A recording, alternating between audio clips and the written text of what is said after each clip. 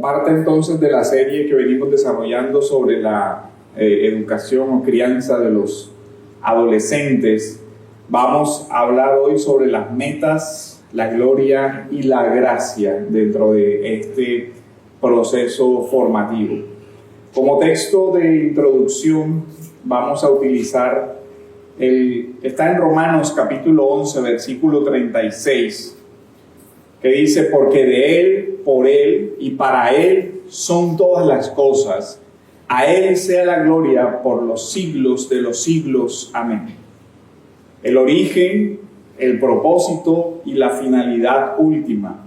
Dice, porque de Él, es decir, de Dios, vienen todas las cosas, porque Él las creó y por Él han llegado a existir, y el objetivo final son para Él. Es decir, la creación es para que Dios muestre su gloria y todos sus beneficios y sus atributos son para Él. Y al final dice, todas las cosas son para Dios y para Él es la gloria. Si eso es así, esto se convierte en un marco para la vida de todo creyente y de todas las cosas creadas. Y si uno se pregunta entonces, ¿cómo afecta esto la educación? Es que la meta por la cual un padre educa a su hijo es precisamente para que viva para esa gloria de Dios.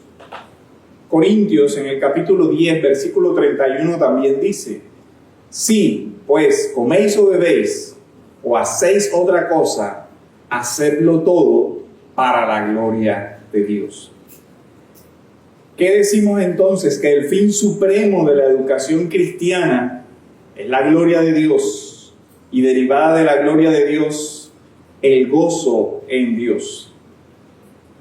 Toda la reflexión sobre la educación para un creyente no comienza por cuáles son los métodos que yo debo utilizar, cuáles son los problemas que la cultura tiene y que yo debo enfrentar.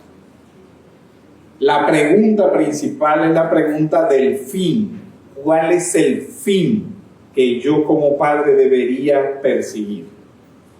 ¿Transmitirle ciertos conocimientos a mi hijo? ¿Transmitir algún tipo de información sobre algo para que él logre qué cosas en este mundo y mirando hacia qué objetivo? La pregunta la podríamos formular de forma sencilla en ¿para qué educamos? ¿Para qué? ¿Cuál es nuestra razón fundamental para transmitir una educación? La tradición reformada ha expresado en los catecismos, y en especial en el Catecismo Menor de Westminster, en su primera pregunta: ¿cuál es el fin principal del hombre? ¿Cuál es el fin principal del hombre? Y este es un punto central. Es incluso una pregunta que hoy está siendo ignorada, porque en la dispersión contemporánea parece que el hombre no persiguiera fines más allá de sexo, dinero y poder y lo inmediato. Pero el propósito de la educación está alineado con este objetivo general. ¿Cuál es entonces el fin principal y más noble del hombre? Dicen algunas de las traducciones del catecismo. Y la respuesta que todos conocemos es: el fin principal y más noble del hombre es glorificar a Dios y gozar de Él para siempre. Dos cosas: glorificar a Dios y gozar de Él para siempre. Entonces, el objetivo por el cual educamos a niños, a jóvenes, incluso este es el mismo objetivo del discipulado. ¿Para qué se discipula a alguien? Para que aprenda cuál es el fin principal de su vida, que pueda glorificar a Dios y gozarse en Dios para siempre. Esta afirmación del catecismo no es simplemente una declaración devocional, sino que tiene en sí todo el objetivo por el cual nosotros debemos perseguir en la educación de los hijos.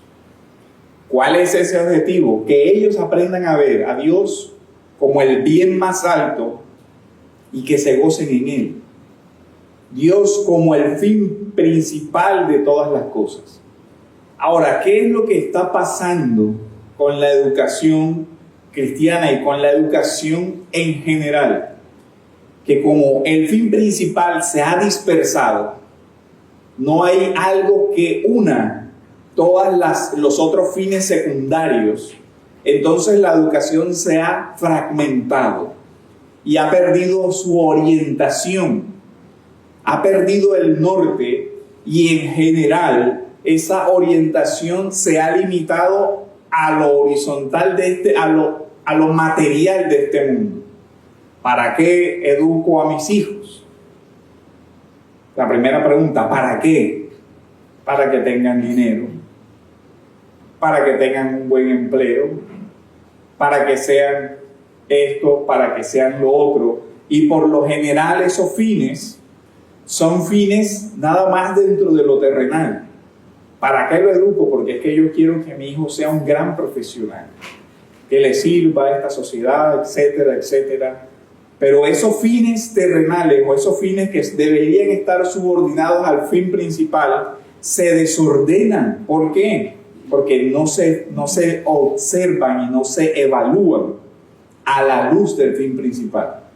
Entonces, para muchos padres, el objetivo de la educación de sus hijos es que tengan éxito y que sean felices. Algo así como Hollywood, y vivieron felices para siempre. Y ahí se acabó la historia. Pero el para siempre generalmente se reduce a esta tierra. No hay un para siempre realmente eterno, gozar de Dios para siempre. Así que el catecismo nos da estas dos dimensiones. La gloria de Dios y el gozo en Dios son los fines últimos. Los objetivos, las metas educativas a corto, a mediano y a largo plazo deberían estar alineadas con este fin último. Y esa es la pregunta. Entonces, ¿para qué quiero yo que mi hijo adquiera ciertos hábitos? ¿Para qué quiero yo que mi hijo tenga cierta disciplina espiritual? ¿Para qué quiero yo que mi hijo tenga cierta madurez mental y emocional? ¿Para qué quiero yo eso? Porque sí. Porque es bueno que él sea una persona ordenada. Y uno puede decir, sí. ¿Es bueno que un hijo sea disciplinado? Sí. Pero ¿qué fin persigue de eso? Normalmente se queda en, es bueno que sea ordenado. Pero no hay un fin más allá. No hay un fin relacionado con Dios. Y uno puede decir, sí, son muchas cosas, o muchos hábitos humanos, incluso disciplinas que efectivamente enriquecen la vida moral de un ser humano. Pero la educación cristiana tiene un objetivo mucho más allá.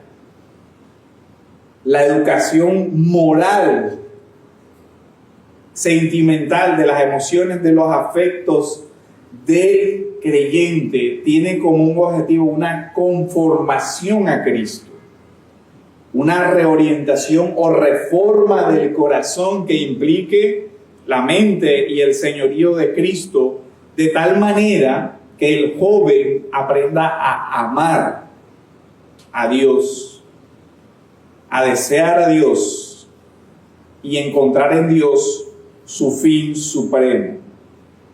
De ahí que en Romanos, por ejemplo, cuando se dice que Dios tiene como un fin conformarnos a todos nosotros a la imagen de ¿quién? De su Hijo. Por eso Filipenses en el capítulo 2 también nos llama a la imitación del Hijo, ¿cierto? Tengamos vosotros también el mismo sentir, la misma disposición que hubo en Cristo Jesús. Entonces, la educación cristiana es una educación con fines, con propósitos claros. cualquier método debería estar ajustado y debería tener su lugar legítimo para comprender y ejecutar este fin principal. Las metas educativas, digamos, son ¿cuáles? Que conozcan a Dios, que te conozcan a ti, el único Dios verdadero, y a Jesucristo a quien has enviado. ¿Cuál sería entonces una de las principales metas educativas? Que el joven, que el niño, que la persona comprenda la verdad. Luego que vea la belleza de todas las cosas y que desarrolle la voluntad. Estos serían, digamos, las metas educativas principales. Aprender la verdad, vivir la verdad, que sería la ejecución de la bondad, y ver la belleza que Dios ha dado a todas las cosas. Esto incluso coincide con lo que fueron los objetivos principales de la educación clásica. El fin último que da sentido a todos los fines intermedios es Dios y el gozo en Dios. Para gozarnos en Dios tenemos que conocer a Dios. Y Dios es la verdad. Y de Él viene toda verdad. Por eso debería conocerse la verdad. Este primer punto ya marca una ruptura muy grande con cualquier sistema educativo que no reconozca una verdad absoluta. Con cualquier relativismo, con cualquier emotivismo, con cualquier subjetivismo, porque se quiere enseñar al niño, al joven, no una opinión sobre algo, sino la verdad sobre algo y sobre todo la verdad sobre alguien. Y esa verdad es sobre Dios. Y la verdad sobre Dios se encuentra en los medios que Dios ha utilizado para revelarse, a saber, la revelación especial, la revelación general y la razón que Dios le ha dado al hombre.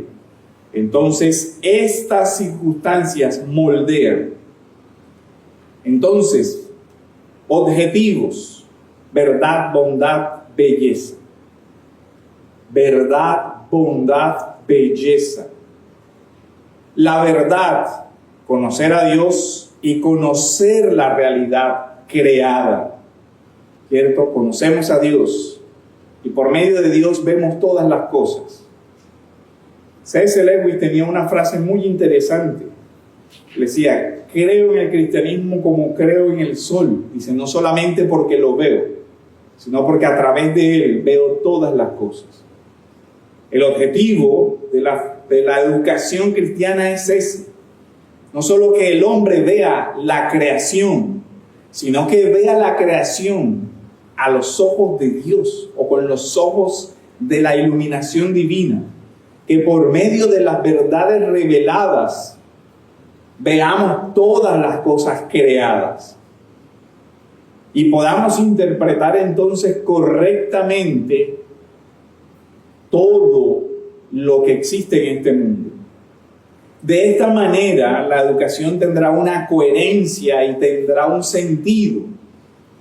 El joven podrá ver la realidad, ver las cosas creadas y darles un sentido más allá de lo meramente material. Darles un sentido desde el propósito de Dios a través de ellos. Entonces, cualquier área que el joven estudie debería integrarse de forma coherente y armónica con todo lo demás. ¿Por qué existe un orden matemático en el mundo? Porque Dios estableció ese orden así. Y es importante conocer ese orden matemático porque a través de él también conocemos sobre Dios, verdades sobre Dios. La verdad es lo que debe conocerse. La verdad entonces se conoce como con la convergencia entre la revelación especial de Dios, la Biblia, la revelación general, la creación y el uso correcto de la razón que Dios le ha dado al hombre. La educación cristiana entonces busca ¿qué? Restaurar el uso adecuado de la razón, no despreciarla, pero tampoco absolutizarla, porque si recordamos la base antropológica de la necesidad de esa formación, o digamos lo mejor, reformación de la mente, es por la caída. La necesidad de corrección de las facultades de la mente se deben a que la mente humana, la mente del niño, la mente del joven, ha sido distorsionada. De tal manera que él no ve correctamente el mundo, ni puede apreciar la trascendencia de este mundo. Para aprender a vivir correctamente en este mundo, tiene que renovar su mente. Y ese hace parte del objetivo de la educación cristiana, porque solo por medio de la renovación de su mente puede conocer, interpretar y juzgar correctamente el mundo. El segundo aspecto entonces es la bondad. Como hay un desorden en lo que conoce, también hay un desorden en su voluntad y un desorden en los afectos. No se puede gozar en Dios porque cree que otras cosas producen mayor gozo. No aprecia el bien. El primer aspecto de la verdad viene a un requisito esencial. ¿Qué es lo bueno? ¿Qué es el bien? ¿Cierto? Y algunas personas pueden decir, lo bueno es esto. Lo bueno es no matar, pero aún así lo hago. ¿Por qué? Porque la voluntad está desordenada. Entonces una persona puede llegar a conocer de alguna manera aquel fin bueno, pero todavía tiene un problema. No ama ese fin. El Evangelio de Juan lo dice de esa manera, ¿cierto? Amaron más las tinieblas que la luz. Por eso sus obras eran malas. Y el problema entonces es el amor. Y el amor se dirige por esa voluntad. ¿Qué amamos? ¿Qué es lo que amamos sobre todas las cosas? Porque aquello que ames por sobre todas las cosas va a direccionar todas las acciones. ¿Cierto? Lo que hay en el corazón, los tesoros. Por eso la bondad, la enseñanza de la bondad, es esencial por la razón que ya habíamos comentado. El pecado ha desordenado los afectos, ha desordenado los amores. El ser humano no ama lo que debería amar. Incluso lo que sí debería amar, lo ama desordenadamente. De ahí que la necesidad de formación es restaurar el correcto orden del amor. Este era un objetivo educativo desde el agustinianismo. Agustín, en Ciudad de Dios, dice, el problema del hombre es el amor. Él dice, y este problema es tan fundamental que ha dividido la historia de la humanidad en dos. Ha construido dos ciudades diferentes. La ciudad de Dios, marcada por el amor a Dios, y la ciudad del hombre, marcada por el amor que el hombre tiene distorsionadamente hacia sí mismo. Y esas dos ciudades corren en la historia, porque Agustín construyó toda una teoría, una filología, una finalidad de la historia. Y todo basado en qué amas. Si amas a Dios, entonces vas a correr, ¿cierto? Dentro de la ciudad celestial que progresa a través de la historia hasta llegar a su fin último, a encontrarse con Dios, aquel a quien ama. Pero de lo contrario, vas a correr buscando todo tipo de placeres humanos. No vas a poder amar el bien. No es suficiente conocer el bien. Este es el principio fundamental de la educación cristiana. No es suficiente conocer el bien. Es necesario amar el bien. Y este es el principio fundamental. ¿Qué ama tu hijo? No qué hace, qué ama. Porque puede que no haga algo que tú consideras que es inadecuado. Y entonces crees que has cumplido las metas y los objetivos de la educación.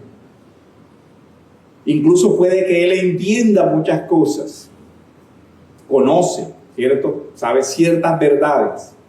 Pero ¿ama el bien? Esa es la pregunta del corazón. ¿Ama hacer lo bueno?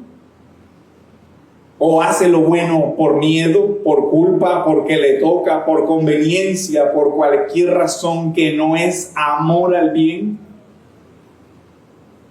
¿Sí ven?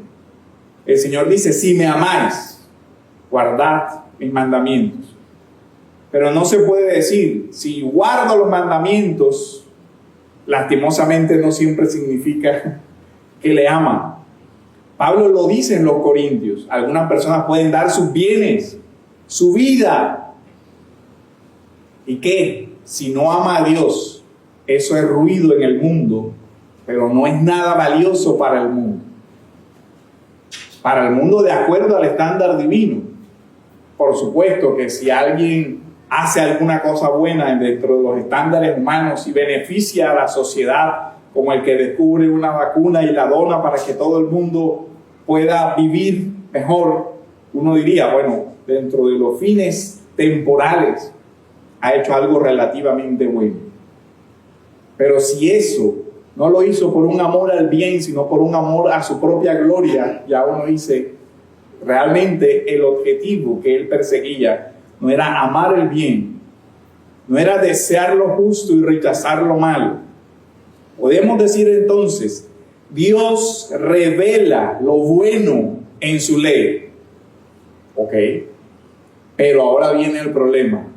¿Podemos hacer eso bueno que Dios revela en su ley?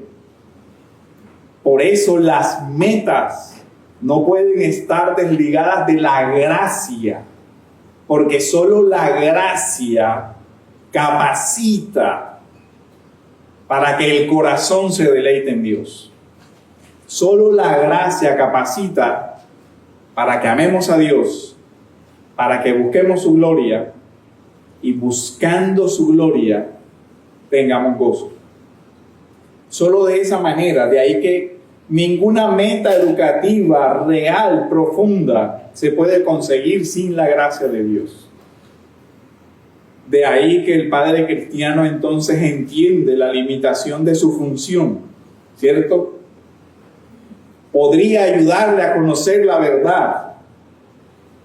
Podría ayudarle a amar esa verdad. No podemos. Por más que les transmitamos cosas, que les transmitamos con afecto, esa inclinación del corazón, sí, a nivel, digamos, temporal, podría ser tocada por nuestro amor también. Pero lo que buscamos que se produzca en el corazón del joven no es un amor natural, sino un amor sobrenatural. Ese que Romanos 5:5 dice que Dios derrama en el corazón del hombre, y ese que Gálatas dice que es un fruto del Espíritu Santo, por lo tanto no es un fruto de nosotros.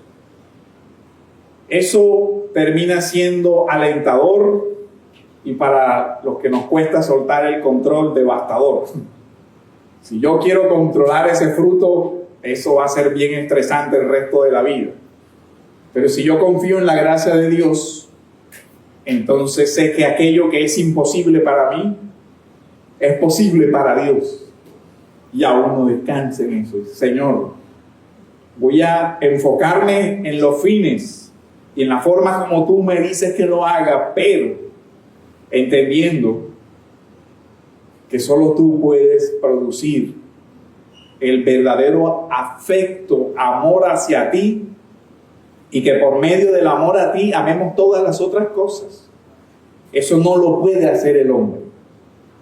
entonces nosotros vamos viendo la distancia que hay entre los objetivos de la educación cristiana y los objetivos de las otras educaciones. ¿Sí ven? Hay una distancia enorme. Entonces, verdad, bondad, belleza. Dostoyevski en una de sus obras decía: la belleza salvará al mundo. Y alguien decía: eso realmente es exagerado. Pero si lo vemos desde la óptica que él lo veía, solo la belleza puede provenir de Dios. Y si Dios es la suprema belleza, entonces la belleza salvará al mundo. Pero aquí no se trata solo de la estética.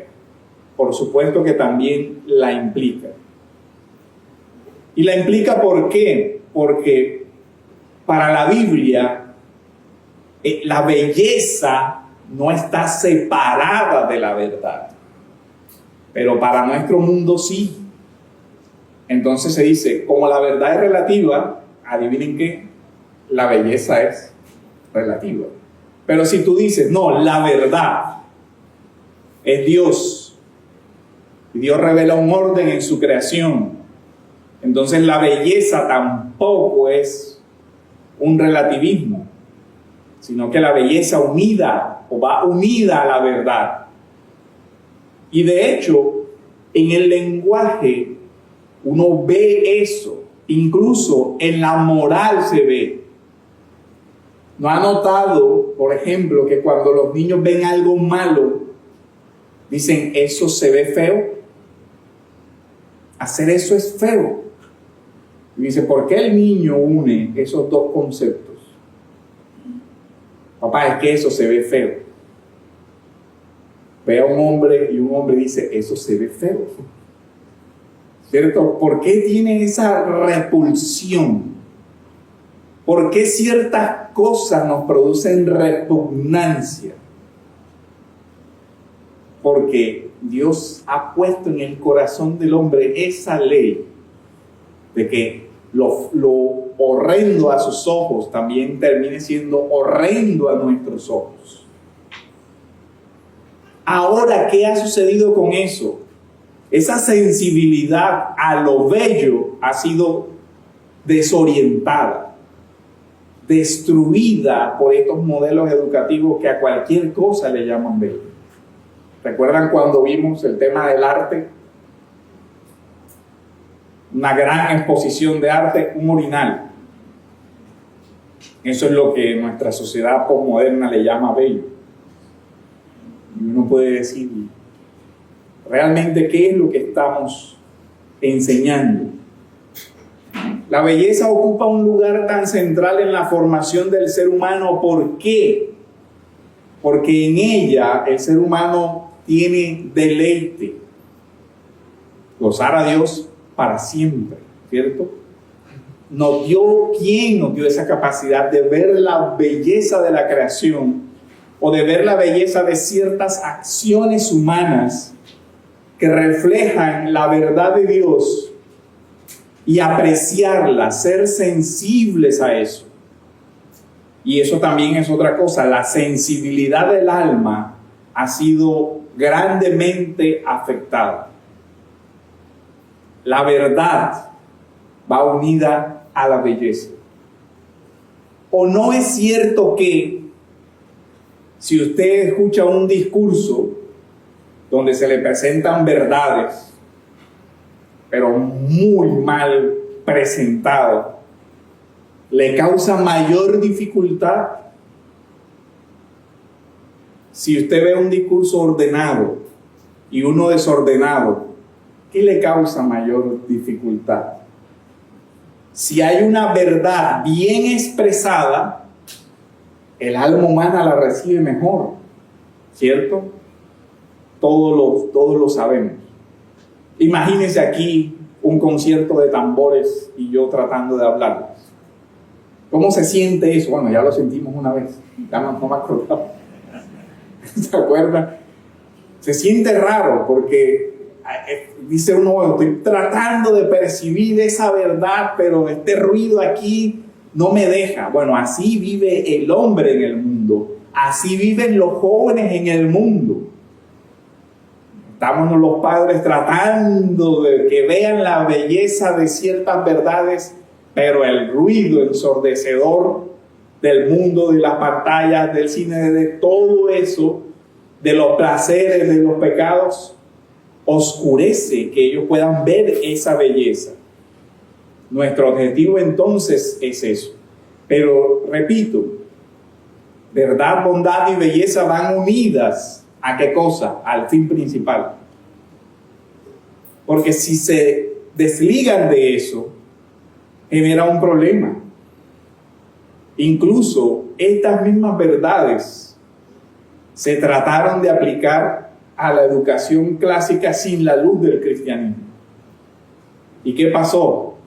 Bueno, Roma se hundió en la propia decadencia, a pesar de que tenía unos ideales educativos bastante altos incluso.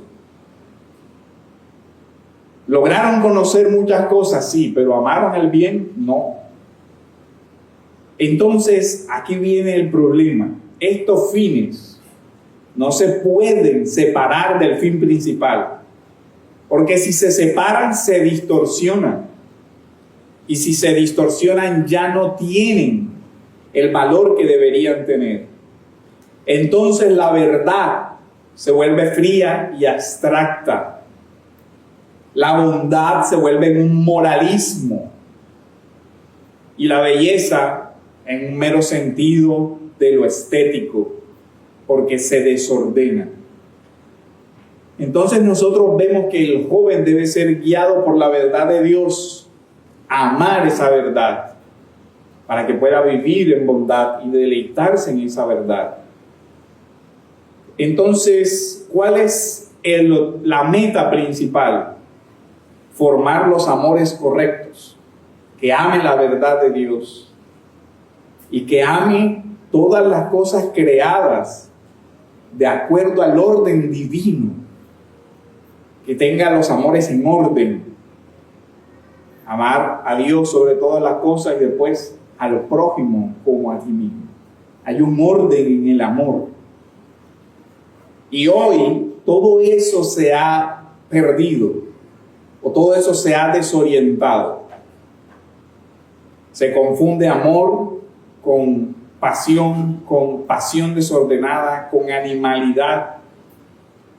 Una definición corriente de amor podríamos uno traducirla a: amor es irracionalidad en las acciones para muchas personas. Yo estoy enamorado, luego se justifica cualquier acto de locura.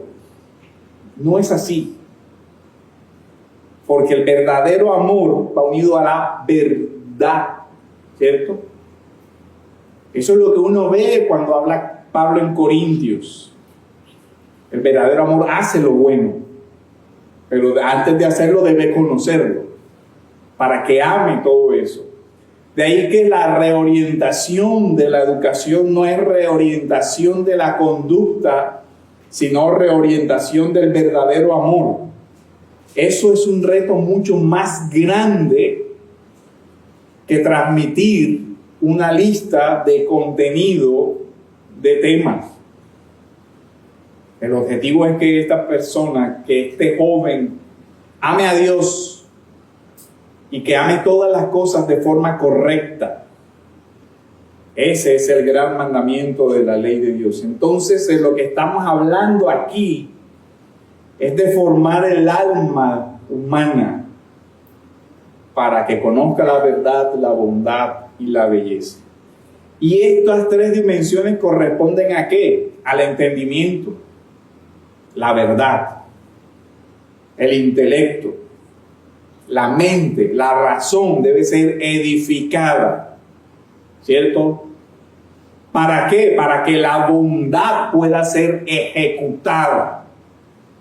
Otro de los paradigmas de la educación moderna es que ha destruido la unidad de la verdad y de la acción, porque se ha destruido la unidad entre la doctrina correcta y la práctica correcta.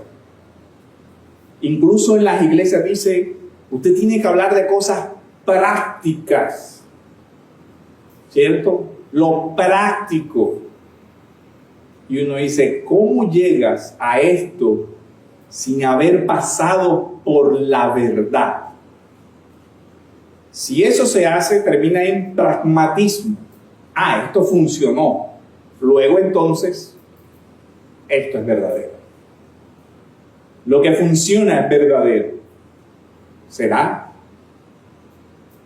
Si lo que funciona porque produce un fin inmediato, entonces la persona presupone que ese fin inmediato de una vez ejecuta el fin principal. Y no es así. No siempre es así. Mi hijo se comporta bien. El fin inmediato fue ese. Luego entonces, todo está bien. Y su hijo puede ser una persona moral hasta el último día de su vida. ¿Y después qué? El gozar a Dios para siempre, ¿qué?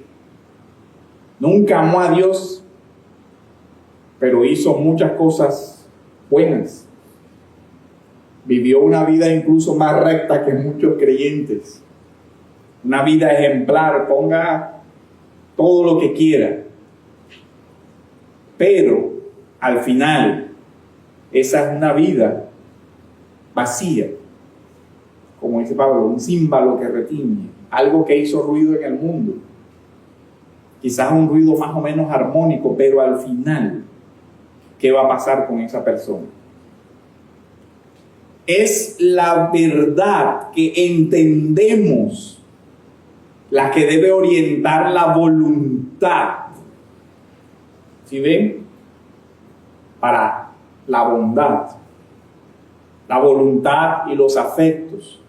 De tal manera que la formación es, sí, una formación de la mente, la verdad, la ortodoxia, pero también una formación de los afectos, de aquello que se ama y aquello que debe amarse.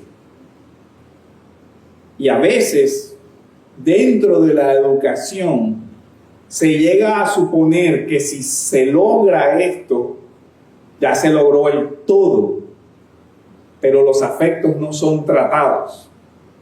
Solo se trata la conducta, que es algo de lo que el texto del pastor Tripp viene hablando. Se ha distorsionado el objetivo porque se han desligado. Si logro una buena conducta, entonces ya logré todo. No necesariamente. Sí debe darse una formación intelectual, pero también una formación de los afectos, de las emociones, de las pasiones, para que la persona logre comprender eso. ¿Cuál es el punto aquí? Los proverbios nos hablan de un lenguaje de relación. No es conocer algo únicamente, sino conocer a alguien. La verdad para la Escritura no es un concepto, es una persona. Y por eso se establece la relación entre Dios, la suprema sabiduría, como algo que realmente debe amarse, porque es un alguien, no un algo. No hay neutralidad en la educación y eso hay que tenerlo claro. Porque de alguna manera todos los modelos educativos tienen una cosmovisión, tienen un debajo de, así no sea declarado, así no sea consciente, tienen un debajo de. Y eso es lo que el padre creyente debe preocuparse por lograr comprender, lograr entender. Todo apunta a un fin, el fin principal del hombre. ¿Cuál es el fin? Es la pregunta. ¿Cuál es el para qué? Entonces la formación de la que nosotros vemos es una formación moral y afectiva e intelectual. Todo para que el ser humano con todo su ser ame a Dios. Esta formación no es para dar solo competencias para hacer algo, porque esa también es el desorden de la educación. Cuando uno manda a un niño al colegio, la mayoría tienen el objetivo para que aprenda a hacer algo, para que aprenda a leer, para que aprenda a sumar, y si lo manda a la universidad, para que aprenda a ser médico, ser ingeniero, etcétera, etcétera. Pero la formación no es para que aprenda a hacer, sino para que él sea. Para que él sea un hombre o una mujer que encarne la verdad, la bondad y la belleza. Eso es diferente. Y que por supuesto, que en todo aquello que haga, lo haga conforme a la verdad, a la bondad y a la belleza, y no para sí mismo, sino para la gloria de Dios. Por eso todas esas virtudes deben formarse, y aquí es donde se ve que la formación del carácter que queremos no es solamente para que logre hacer cosas. Lo que se busca no es información, sino sabiduría. Lo que dicen los proverbios, para que se aparte de la necedad, para que el sabio sea más sabio, para que viva de acuerdo a esa bondad que Dios ve. Entonces, el corazón es el centro de la educación, y eso ya lo hemos dicho. Ese es el objetivo. La formación, entonces, quiero que se les queden estos pilares: la bondad, la verdad, la belleza. Todos ellos guiados por el fin principal: amar a Dios, glorificar a Dios y gozar de Él para siempre, y que Dios nos ayude a eso. Y como he dicho, ninguna de esas metas se puede cumplir si no es por la gracia de Dios. Y la gracia de Dios nos ayuda a entender que todos estamos en el proceso de ser formados y transformados a la imagen del Hijo de Dios. Ese sería el marco para una educación cristiana que implique la totalidad del ser, y todo para la gloria de Dios. Oremos, hermanos. Bendito Dios, te damos gracias por tu palabra, Señor, que ilumina todas las cosas, Dios, y que nos ayuda como padres a tener una guía certera, Señor, para el propósito que tú tienes con la vida de cada uno de nuestros hijos, a quienes has puesto a nuestro cuidado. Pero que también nos ayudas y nos orientas para que entendamos cuáles son los objetivos también que marcan el transmitir tu fe, el transmitir el discipular. Gracias, Señor, por tu bondad, por la belleza que nos permite comprender y por la verdad que nos has revelado en Cristo Jesús. Amén. No sé si hay... Sí, pastor, tenemos dos preguntas. Desde la perspectiva reformada, ¿cómo se forma disciplina y responsabilidad en el Señor sin caer en moralismo o en una pedagogía del mérito? Recuerden que la tradición reformada es como un trípode, ¿cierto? La revelación general, la revelación especial y la razón. Se cultivan las virtudes. Recuerden, las virtudes son diferentes a las conductas. Aquí es donde esto también se integra. Lo que se busca es que una persona sea bondadosa, que sea prudente, que tenga templanza. ¿Recuerdan? Las virtudes. Las virtudes son los que anteceden a las acciones.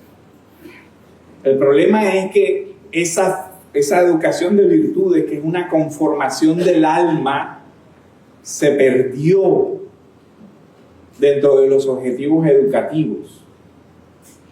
Y los objetivos educativos se fueron reduciendo a actividades. Ahora, en la misma visión del cristianismo pasó algo, y es que al caer en el legalismo, la ley se convirtió en una lista de deberes, como una especie de checklist. Aquí está la lista, aquí están las acciones y se acabó. Entonces la formación de alguien es coger la lista y tratar de hacer desempeño. Pero recuerden cuando vimos cuáles eran las virtudes esencialmente cristianas: la fe, la esperanza, el amor. Al amor. ¿Por qué hiciste eso? ¿Por qué dijiste una mentira? Porque tenías la esperanza de librarte de un castigo. ¿Sí ves? Generó una esperanza terrena. ¿Por qué lo hizo? Por una esperanza distorsionada. O por una esperanza que no fue más allá del fin.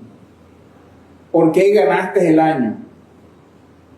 Porque me prometieron la bicicleta, el carro, una esperanza. Sus acciones fueron marcadas por una esperanza. Lo que no se formó fue la esperanza correcta. Y digamos que pudo generar la conducta buscada, la conducta correcta, se esforzó por ganar el año. Pero ¿amó conocer la verdad? No. Él estudiaba porque decía el carro. La bicicleta.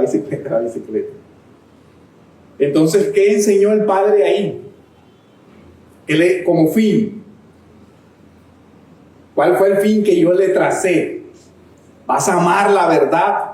No, la bicicleta que ama, ya él lo ama. Usted no redireccionó su corazón. Usted usó su corazón pecaminoso que quiere cosas para orientar su conducta. Y no es lo mismo que están haciendo las iglesias hoy. Pídele a Dios casa, carro y beca. ¿Necesita el ser humano reorientar su amor para querer eso? No. Cualquiera de este mundo quiere tener salud, ¿o no? Cualquier ser humano quiere tener riqueza. Reorientó su corazón hacia amar las cosas de Dios más que las cosas de este mundo. No lo reorientó, pero logré una conducta. Ese es el problema. Le fue bien en el colegio, ganó el año, se acabó el problema. Sí, de pronto creaste un problema peor. Una persona que ama ahora los placeres y las riquezas de este mundo más que cualquier otra cosa y que está dispuesto a hacer lo que sea por ese objetivo. De pronto estás creando un monstruo que después dice, la bicicleta, me voy a copiar. Él no me dijo que amara la verdad, me dijo que ganara el año. Lo gané, ¿o no? Hay un libro de Alonso Salazar que se llama No nacimos pa' semilla, y hay una frase en ese libro que decía que algunas veces madres le decían a sus hijos: hijo, consiga plata honestamente, y si no puede, consiga plata. Con eso se educaron muchos de los sicarios de Pablo Escobar. Hay que conseguir plata. Y fueron buenos en lo que hacían, pero haciendo el mal. Entonces, cuando los verdaderos objetivos se distorsionan, se genera ese caos. Bien, la última pregunta dice: ¿cómo formular metas prioritarias para un joven creyente que promueva un crecimiento real sin imponer cargas que no correspondan a su etapa de madurez? El tema, hay varias cosas. Las etapas, pero los objetivos son iguales en todas las etapas. Que aprenda a amar correctamente es igual en todas las etapas. O sea, el objetivo no va a cambiar en ninguna de las etapas, ¿cierto? Lo que sucede es que, digamos, un niño ama ciertas cosas que corresponden, digamos, a ciertos gustos, mientras que el adolescente ama ahora otras cosas. Aquí, ¿cuál es la orientación? Para mí, que la más útil es la de la educación clásica, las virtudes. Porque las virtudes se van cultivando en todas las etapas y son las mismas. Esa es la orientación fundamental. La gran diferencia es que el cristianismo, a las virtudes clásicas de la justicia, de la prudencia, de la templanza, está el amor, la fe y la esperanza. Eso es lo que se busca formar. ¿Amor a qué? Esperanza en quién y fe de qué manera.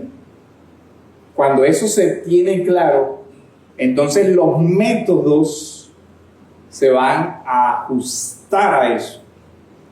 Y yo no estoy persiguiendo metas temporales e inmediatas, sino una meta guiada por la esperanza eterna. Eso va a reformular muchas cosas. Entonces, ahora, también hay mucha psicologización de esto y una gran cantidad de teorías. ¿Por qué yo me guío por el mundo clásico? Porque construyó 2000 años de civilización, mientras en los últimos 200 años que destruimos eso, no hemos visto tanto avance.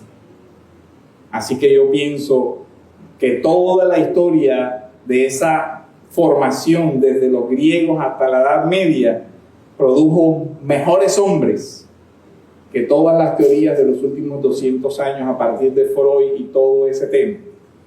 Por eso no le tengo tanto afecto a eso, porque creo que realmente la destrucción de Occidente fue abandonar lo anterior para crear una teoría de la sexualización infantil desde Lacan, desde toda una cantidad de pervertidos que estamos viendo lo que estamos viendo.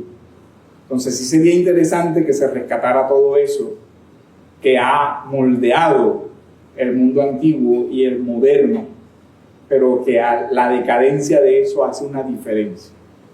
Muchas de las teorías educativas, psicológicas y todo eso, de los métodos, se desprenden de todo lo que hemos hablado. Y ahí se genera una diferencia abismal. Pero ahora se quiere educar con los influencers del TikTok, del Instagram, y no con una teoría educativa sólida que estructuró Occidente y que le dio lo que es hoy. Porque hoy sabe más un pelado de TikTok que alguien que ha estudiado realmente una teoría de educación. Unas obras que les puedo recomendar: La abolición del hombre, de C.S. Lewis. Esa obra analiza el cambio brutal que sufrió la educación occidental de hace unos 200 años para acá. Le ayudaría para que un creyente vea la diferencia en teoría educativa. Incluso hay un cardenal católico, Newman, que habló sobre la universidad y tiene una cantidad de discursos sobre el problema educativo, comenzando desde todas las áreas, que realmente es una tradición que vale la pena recordar y restablecer.